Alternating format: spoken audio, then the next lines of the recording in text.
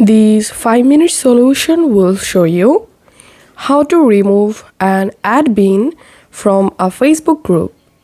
It's super easy process to removing an admin from your group. Just follow these steps to do it.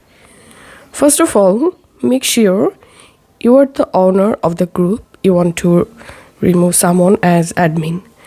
So as you can see right now, I'm in my group and tapping on manage. And here, scroll down and tap on people.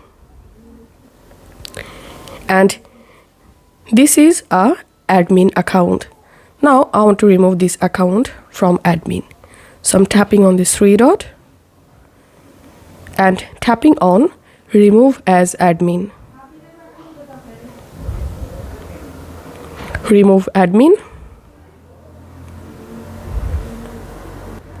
And here we can see the admin has been removed from my group. So this is how we can easily remove an admin from our Facebook group. If this video helped you out, please leave a like and leave a comment down below. Thank you for watching.